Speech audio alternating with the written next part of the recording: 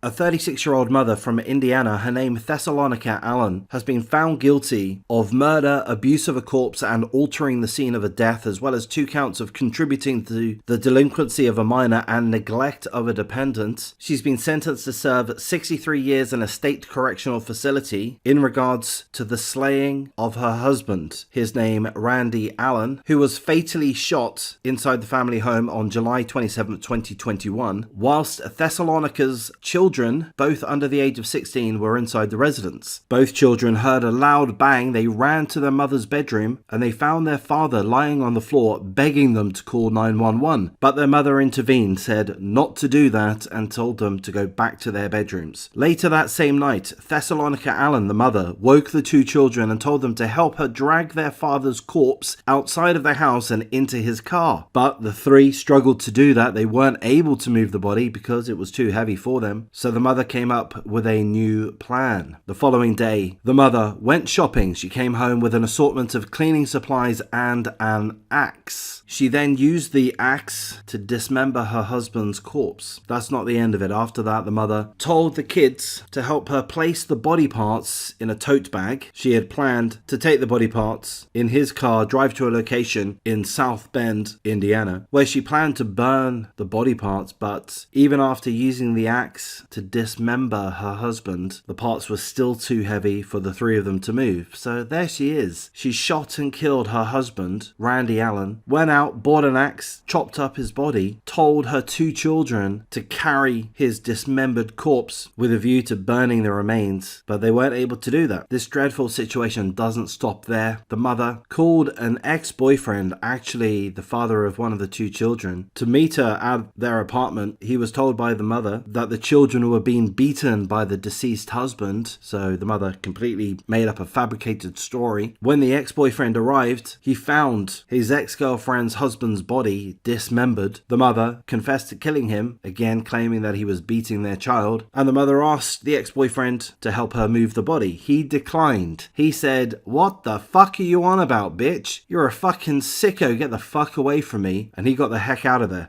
Subsequently, the mother was arrested. She confessed to killing her husband, but claimed that she did so in self-defense, that he was beating her and her children on a regular basis, and indeed, at the point of the murder, she claims that he was choking her with his hands. She went on further to admit dismembering her husband's body, and I believe that she also confessed to investigators of involving her children in an attempt to dispose of his body. So an absolutely dreadful situation. More evidence came to light in the midst of the investigation. A list was found that she had written of her plans of how to kill her husband. Is it true that the husband was abusive to the mother, to the children? We don't know. The article doesn't go into that subject in detail. I would imagine if that were true, the children could have come forward and said as such. The article doesn't tell us if that's the case or not. So perhaps it is true that the husband, the victim, Randy Allen, was abusive. Perhaps it's not true. We really don't know. But either way, I think it's fair to say that he didn't deserve to be shot and killed. He didn't deserve to be dismembered with an axe by his own wife, Thessalonica Allen, and he didn't deserve to have his children pulled into the dreadful situation by being asked to dispose of his body, to carry his chopped up body parts. So why would this mother do this? Well, I've got to say she's just a complete psycho, and I'm confident with that assessment. She planned this murder. We know that because there was a list that was found, a strategy for how to kill him. She was comfortable enough to go to the shops, buy an axe and cleaning supply, chop up his body. I mean, that's something that not a lot of people are going to be capable of. She was. And she was comfortable enough to get her children involved. Come on, kids. Let's take out these bags of chopped up body parts of your father. Perhaps I shouldn't be facetious. I'm not trying to be funny. I'm just trying to point out the ridiculousness, the depravity of the situation. So it is awful. 100% due to her psychoticness, in my opinion. She's 100% guilty. She's been found guilty in a court of law. She's been sentenced to 63 years in a state correctional facility. So that means that she'll be eligible for release at the age of 99. We're not told about the possibility of parole. Let's hope that isn't the case. And that's really all the information that we have. So of course, full condolences to the family and friends, co-workers, anyone touched by the murder of the victim, Randy Allen. For all we know, a good husband, a good father, as for all we know. We don't know the full details, but certainly an innocent party, certainly undeserving of being murdered and dismembered by his psychotic wife. Are there lessons to be learned here? Not a great deal of lessons, no.